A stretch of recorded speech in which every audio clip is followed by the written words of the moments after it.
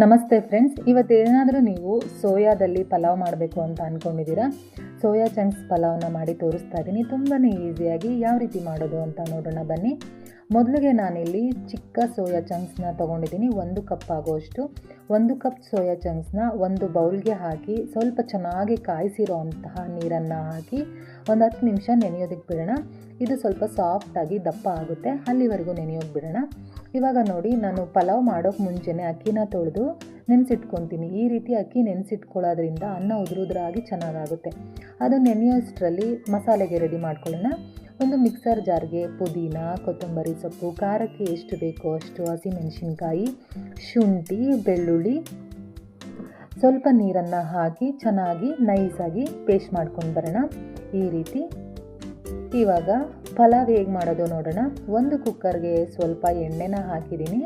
ಎಣ್ಣೆ ಬಿಸಿ ಆದಮೇಲೆ ಪಲಾವ್ ಸ್ಪೈಸಸ್ಸು, ಸೋಂಪು, ಕಸ್ತೂರಿ ಮೇಥಿ ಹಾಕಿ ಸ್ವಲ್ಪ ಜಾಸ್ತಿ ಚೆನ್ನಾಗಿರುತ್ತೆ. ಇದಕ್ಕೆ ಚಕ್ಕೆ, ಲವಂಗ, ಮರಾಠಿ ಮೊಗ್ಗು, ಪಲಾವ್ ಎಲೆ ಇದ್ದರೆ ಪಲಾವ್ ಎಲೆನೂ ಹಾಕ್ಬೋದು. ಅದೆಲ್ಲ ಚೆನ್ನಾಗಿ ಫ್ರೈ ಆದಮೇಲೆ ಒಂದು ದೊಡ್ಡ ಈರುಳ್ಳಿನ ಈ ರೀತಿ ಉದ್ದಕ್ಕೆ ಹೆಚ್ಚಿ ಚೆನ್ನಾಗಿ ಫ್ರೈ ಮಾಡ್ಕೊಳ್ಬೇಕು.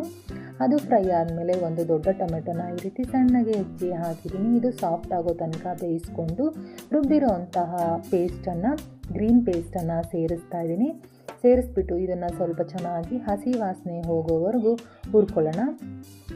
ಇವಾಗ ಒಂದು 2ರಿಂದ 3 ಸ್ಪೂನ್ ಆಗೋವಷ್ಟು ಮೊಸರನ್ನ ಸೇರಿಸ್ತಾ ಇದ್ದೀನಿ.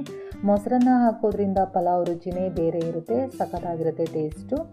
ಮೊಸರನ್ನ ಸೇರಿಸಿ ಆದಮೇಲೆ 1 ಸ್ಪೂನಷ್ಟು ಧನಿಯಾ ಪುಡಿನ ಸೇರಿಸ್ತಾ ಇದ್ದೀನಿ. ಅರ್ಧ ಸ್ಪೂನಷ್ಟು ಗರಂ ಮಸಾಲಾನ ಸೇರಿಸಿ ಚೆನ್ನಾಗಿ ಹಸಿ ವಾಸನೆ ಹೋಗೋವರೆಗೂ ಬಾಡಿಸ್ಕೊಳ್ಬೇಕು. ಇದೆಲ್ಲ ಹಸಿ ವಾಸನೆ ಹೋದ್ಮೇಲೆ ನಾವು ನೆನೆಸಿರೋ ಅಂತಹ ಸೋಯಾ ಚಂಕ್ಸ್ನ ಅದನ್ನು ನೀರನ್ನು ಹಿಂಡಿ ತೊಗೊಬೇಕು ಫ್ರೆಂಡ್ಸ್. ನೀರಿನ ಸಮೇತ ಹಾಕಿದ್ರೆ ಪಲಾವ್ ಮುದ್ದೆ ಆಗಿಬಿಡುತ್ತೆ.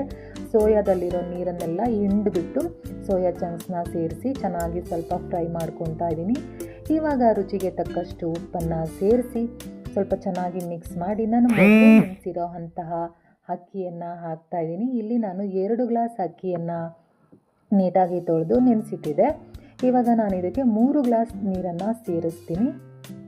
2 ಗ್ಲಾಸ್ ಅಕ್ಕಿಗೆ 3 ಗ್ಲಾಸ್ ನೀರನ್ನು ಸೇರಿಸ್ಬೇಕು ಫ್ರೆಂಡ್ಸ್. ಅನ್ನ ಚೆನ್ನಾಗಾಗುತ್ತೆ, ಪಲಾವ್ ನೋಡೋದಕ್ಕೂ ಚೆನ್ನಾಗಾಗುತ್ತೆ, ತಿನ್ನೋದಕ್ಕೂ ಉದುರಾಗಿ ಸಾಫ್ಟಾಗಿ ಚೆನ್ನಾಗಿರುತ್ತೆ. ಇವಾಗ ನಾನು ಇದನ್ನೆಲ್ಲ ಚೆನ್ನಾಗಿ ಮಿಕ್ಸ್ ಮಾಡಿಕೊಂಡು, ಇವಾಗ ನೀವು ಈಗಲೇ ನೋಡ್ಕೊಳ್ಬೋದು, ಉಪ್ಪು ಏನಾದರೂ ಕಡಿಮೆ ಇದ್ದರೆ ಉಪ್ಪನ್ನು ಸೇರಿಸ್ಕೊಂಡು ಅಡ್ಜಸ್ಟ್ ಮಾಡ್ಕೋಬೋದು. ಇನ್ನೇನು ಕುಕ್ಕರ್ ಮುಚ್ತೀವಿ ಅನ್ನಬೇಕಾದ್ರೆ ಒಂದು ಸ್ಪೂನಿಂದ 2 ಸ್ಪೂನ್ವರೆಗೂ ತುಪ್ಪನ ಸೇರಿಸ್ತಾ ಇದ್ದೀನಿ. ತುಪ್ಪನ ಸೇರಿಸೋದ್ರಿಂದ ಘಮ ತುಂಬಾ ಚೆನ್ನಾಗಿರುತ್ತೆ ಫ್ರೆಂಡ್ಸ್. ಟೇಸ್ಟಿಯಾಗೂ ಕೂಡ ಇರುತ್ತೆ. ಮಕ್ಕಳಿಂದ ದೊಡ್ಡೋರ್ವರೆಗೂ ಕೂಡ ಇಷ್ಟಪಟ್ಟು ತಿಂತಾರೆ.